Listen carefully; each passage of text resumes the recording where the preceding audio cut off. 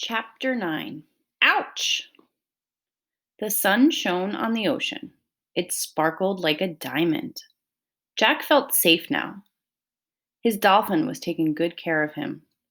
The dolphins slowed down as they neared the reef. Jack lowered his feet. He felt the bumpy coral. He let go of the dolphin's fin and stood up in the water. Annie stood too. Then she threw her arms around her dolphin and gave her a big hug. "Thank you, Suki," she cried, and she kissed the dolphin's nose. Suki tossed her head and clicked at Annie. "Kiss Sam now," Annie said to Jack. "You're nuts," said Jack. But Sam nuzzled Jack's head. Then he put his flippers around Jack's neck.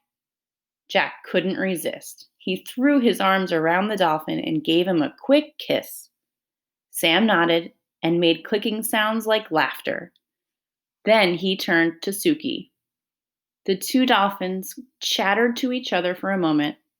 They nodded at Jack and Annie and swam gracefully away. "Bye, Suki. Bye, Sam," Annie shouted. "Thanks," Jack shouted. The dolphins leapt high into the air. Then they dove back into the water with a splash. Jack and Annie laughed. "I wish we could swim like that," said Jack. Jack and Annie watched the dolphins until they disappeared. "I miss them already," Annie said softly. "Me too," said Jack. He sat down in the shallow water. "I'm really tired," he said. Annie sat beside him. "Me too," she said.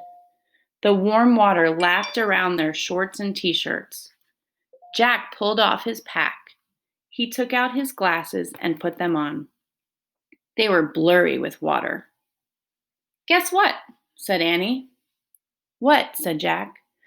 "I saw the shark when we were swimming," Annie said, "but I didn't tell you.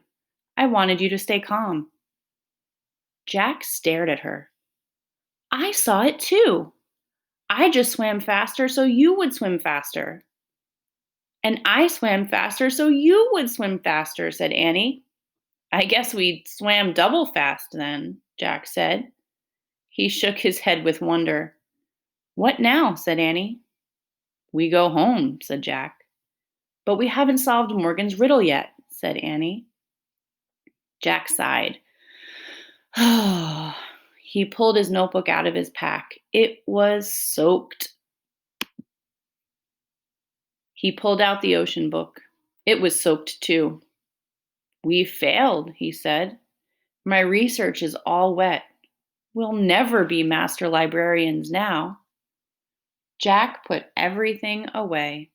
"Let's go," he said sadly. He stood up.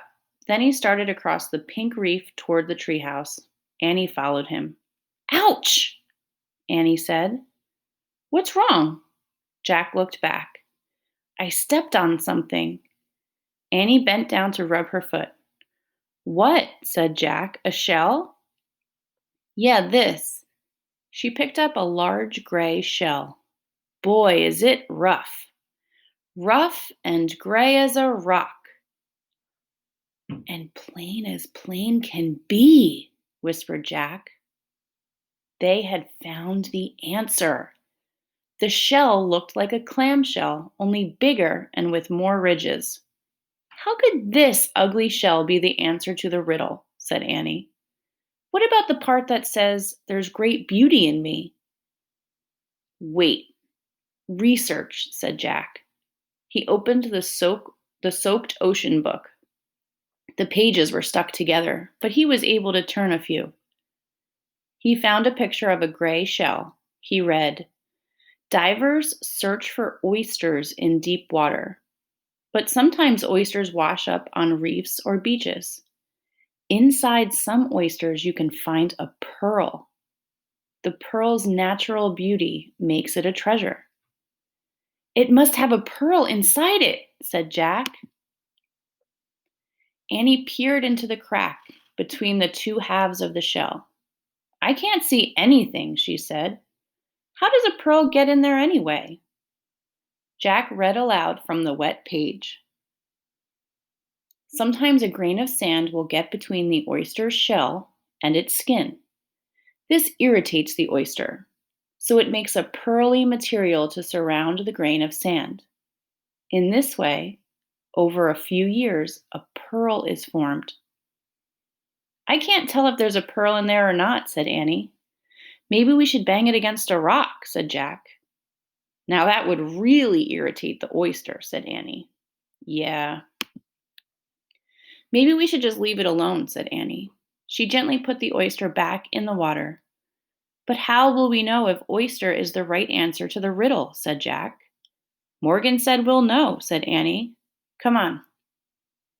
Jack pushed his glasses into place. Then he and Annie picked up their shoes and socks. They climbed through the window of the treehouse. Morgan's scroll was lying on the floor. It was open. Look, said Annie. She and Jack stared at the scroll. The riddle had faded away. In its place was one shimmering silver word: oyster. Morgan's magic, whispered Annie. Jack let out a huge sigh. Whew, we got it right, he said. And there's the Pennsylvania book, said Annie. Let's go home. She opened the book. She pointed to the picture of Frog Creek Woods. I wish we could go there, she said. The wind started to blow. The treehouse started to spin. The wind blew harder and harder. Then everything was still.